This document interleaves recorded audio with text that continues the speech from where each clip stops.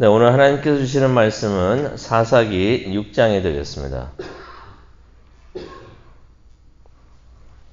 사사기 6장 1절부터 10절까지의 말씀이 되겠습니다.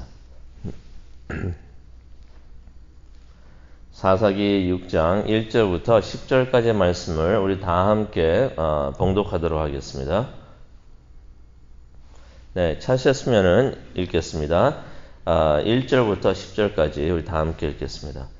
이스라엘 자손이 또 여호와의 목전에 악을 행하였으므로 여호와께서 7년 동안 그들을 미디안의 손에 넘겨주시니 미디안의 손이 이스라엘을 이긴지라. 이스라엘 자손이 미디안으로 말미암아 산에서 구덩이와 굴과 산성을 자기들을 위하여 만들었으며 이스라엘이 파종한 때면 미디안과 아말렉과 동방 사람들이 치러 올라와서 진을 치고 가사에 이르도록 토지 소산을 멸하여 이스라엘 가운데 먹을 것을 남겨두지 아니하며 양이나 소나 나귀도 남기지 아니하니 이는 그들이 그들의 짐승과 장막을 가지고 올라와 메뚜기 떼같이 많이 들어오니 그 사람과 낙타가 무수함이라. 그들이 그 땅에 들어와 멸하려 하니 이스라엘이 미디안으로 말미암아 궁핍함이 심한지라. 이에 이스라엘 자손이 여호와께 부르짖었더라. 이스라엘 자손이 미디안으로 말미암아 여호와께 부르짖었으므로 여호와께서 이스라엘 자손에게 한 선지자를 보내시니 그가 그들에게 이르되 여호와께서 이같이 말씀하시기를 이스라엘 하나님 내가 너희를 애굽에서 인도하여 내며 너희를 그 종 되었던 집에서 나오게 하여 애굽 사람의 손과 너희를 학대하는 모든 자의 손에서 너희를 건져내고 그들을 너희 앞에서 쫓아내고 그 땅을 너희에게 주었으며 내가 또 너희에게 이르기를 나는 너희의 하나님 여호와이니 너희가 거주하는 아모리 사람의 땅의 신들을 두려워하지 말라 하였으나 너희가 내 목소리를 듣지 아니하였느니라 하셨다 하니라. 아멘. 하나님, 오늘 이 말씀을 통해서 하나님의 음성을 듣기를 원합니다. 하나님께서 우리 각자에게 주시고자 하는 그 말씀, 그 메시지를 우리가 받을 수 있도록 성령님께서 이 자리에 함께 해주시고 기름 부어 주시옵소서. 감사합니다. 예수님의 이름으로 기도합니다. 아멘. 우리가 성경을 보게 되면은 많은 인물들이 나옵니다. 이제 하나님을 위해서 열심히 사역을 하고 맡은 소명을 다했던 사람들이 나오는데 이 사람들을 우리는 믿음의 영웅들이라고 할 수가 있습니다. 영웅들이죠. 하나님을 위해서 헌신하면서 하나님을 섬겼으니 믿음의 영웅들이라고 우리가 부를 수가 있는데요. 예를 들면은 엘리야 같은 사람, 그런 사람이 있습니다. 그런데 야고보서 5장 17절에 보게 되면은 성경에서 엘리야도 우리와 같은 사람이다.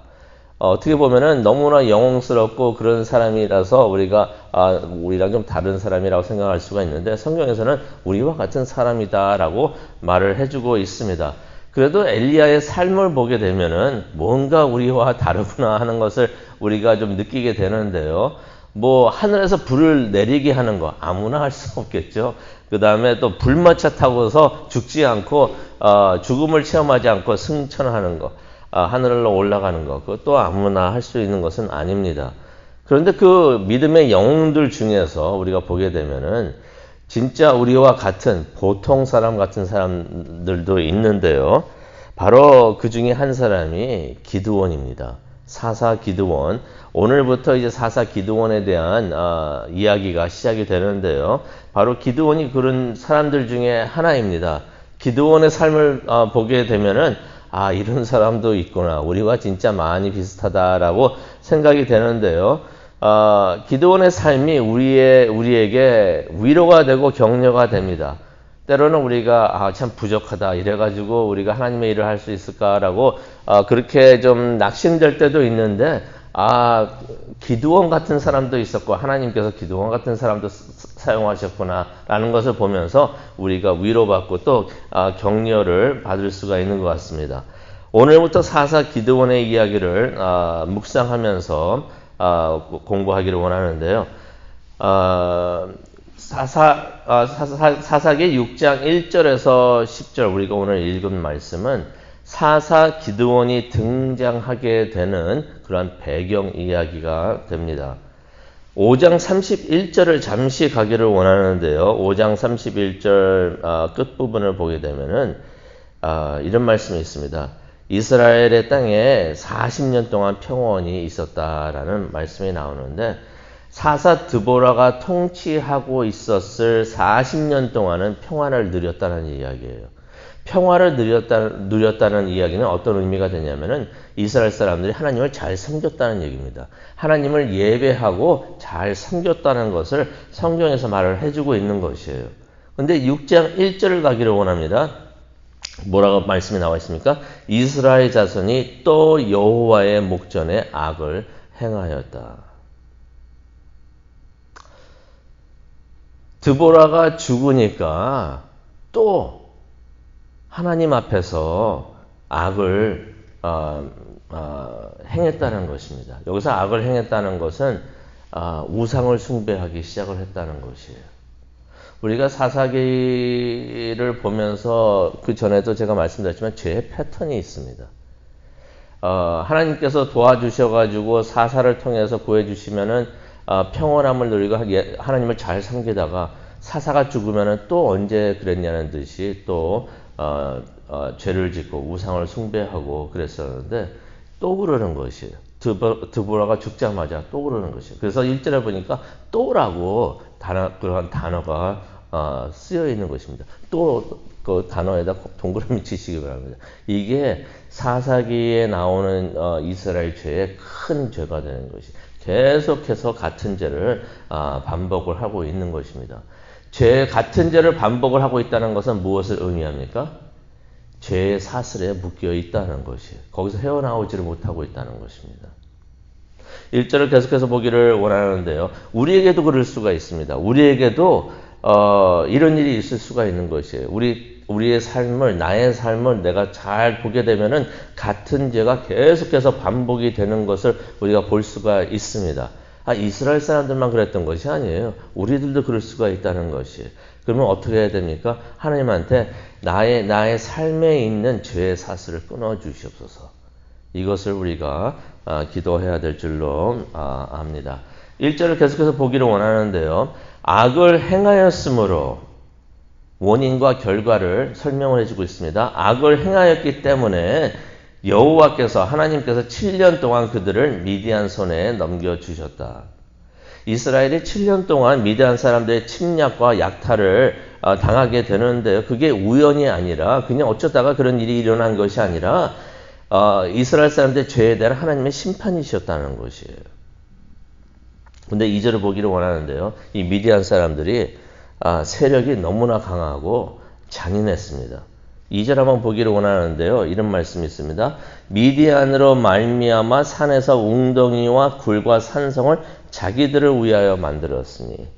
무슨 말이냐면요. 너무나 이 미디안 사람들이 잔인하고 강하니까 감당을 못해가지고 이스라엘 자손들이 산으로 피신을 갔다는 거예요. 피난을 갔다는 거예요. 그 피난을 가가지고 거기다가 동굴을 만들고 요새를 만들어가지고 도피처로 사용을 했다는 것을 2절에 기록을 하고 있습니다. 아니 얼마나 힘들었으면 얼마나 감당하기 힘들고 그들이 잔인했으면은 산으로 도망을 가가지고 동굴을 만들고 그래서 피난처를 만들어서 생활을 했었을까. 그 내용이 좀 나오는데요. 미디안 사람들이 무슨 짓을 했는가 내용이 나오는데요. 3절과 4절에 나옵니다. 이스라엘 사람들이 농사를 하면요. 이 미디안 사람들이 아멜렉 사람들하고 이렇게 같이 와가지고 때를 꼭 맞춰가지고 와가지고 뭐 농사 짓고 이제 뭐 추수하기 전에 또 오지도 않아요. 추수할 때가 되면은 꼭 몰려와가지고 쳐들어와가지고 모든 농작물과 가축을 하나도 남김없이 다 약탈해 갔다라는 말씀이 3절과 4절에 나옵니다. 얼마나 화가 나고 낙심되는 일이 되겠습니까?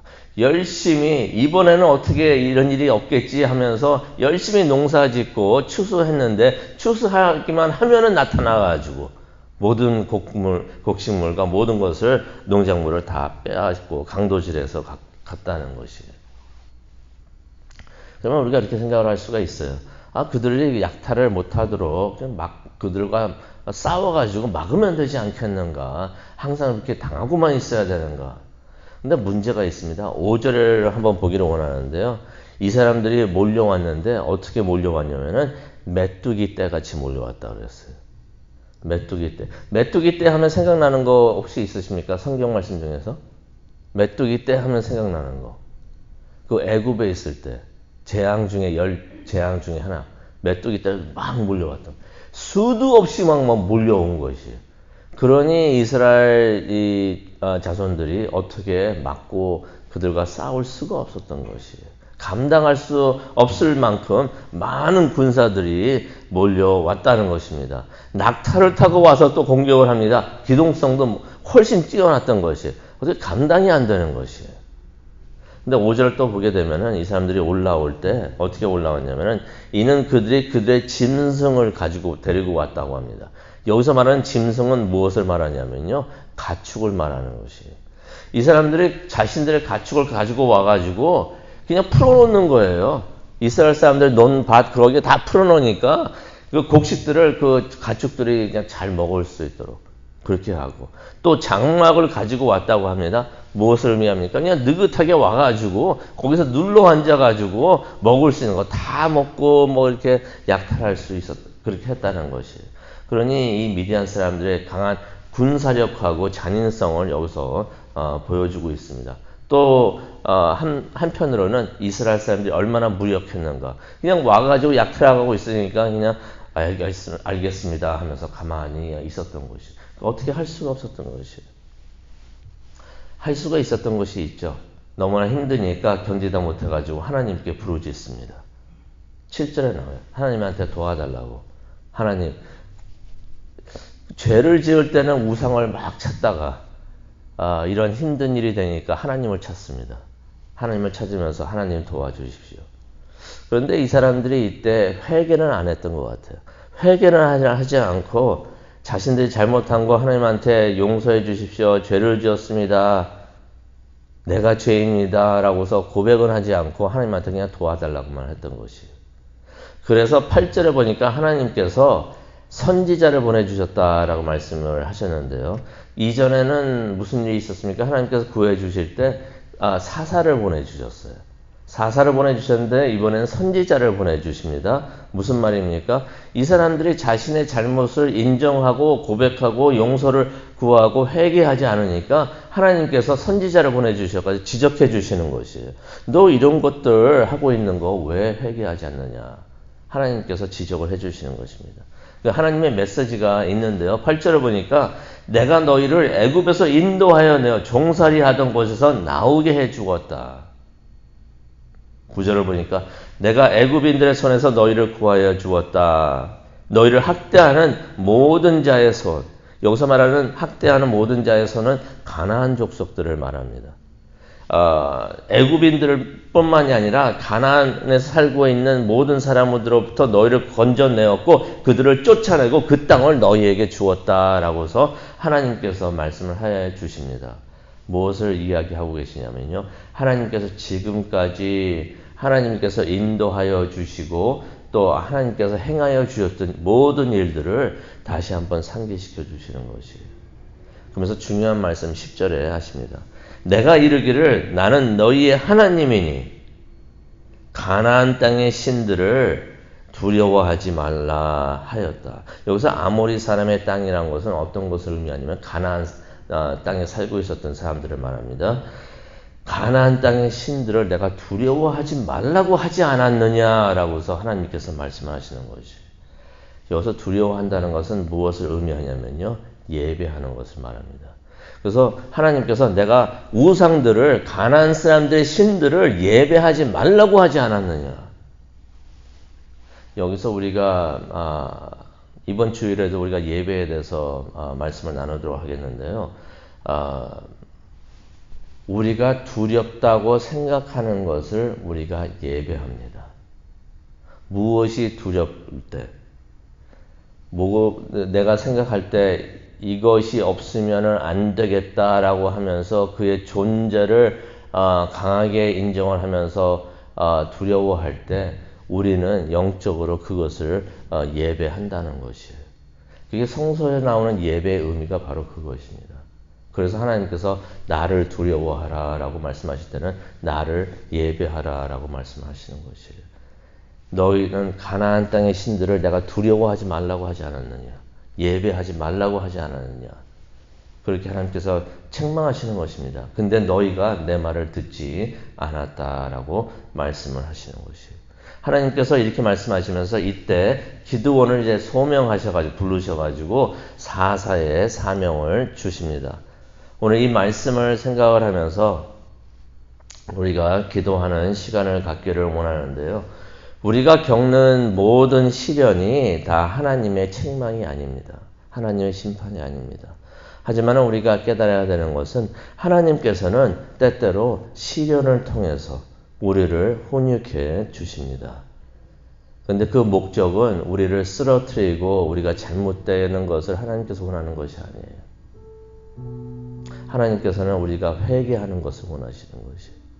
회개한다는 것은 어떤 의미가 있냐면요. 지난 잘못한 것을 그냥 후회하는 것이 회개가 아닙니다. 그건 그냥 후회예요. 하지만 잘못한 것을 듣고서 다시 하나님을 바라보면서 하나님께로 돌아가는 것이 회개인 것이에요. 우리가 하나님의 음성을 듣기를 원합니다. 성령의 음성을 듣기를 원합니다. 우리가 기도하는 이 시간 성령님께서 지적해 주시는 것을 듣기를 원합니다. 성령님의 지적을 받는 거 이거 축복이에요. 이게 은혜입니다. 아무런 성령님의 음성이 없고 지적이 없을 때 그거는 진짜 큰 문제가 되는데 성령님께서 이것은 어떻게 생각하니? 이것은 좀 고쳐야 되지 않겠느냐라고서 성령님께서 말씀을 해주실 때 우리가 인정하고 하나님께로 돌아가는 우리 모두가 되기를 원합니다. 바로 그럴 때 하나님의 큰 은혜가 우리와 함께 하시고 또 하나님께서 우리를 인도해 주시는 줄로 믿습니다. 그런 축복이 이 시간 함께 하시기를 간절히 축원합니다. 하나님, 오늘 이 아침 말씀을 주시고 또 하나님 앞에 겸손히 설 수 있는 우리가 되게 해주신 정말로 감사합니다. 하나님, 우리의 잘못한 부분 다 하나님 지적해 주시옵소서.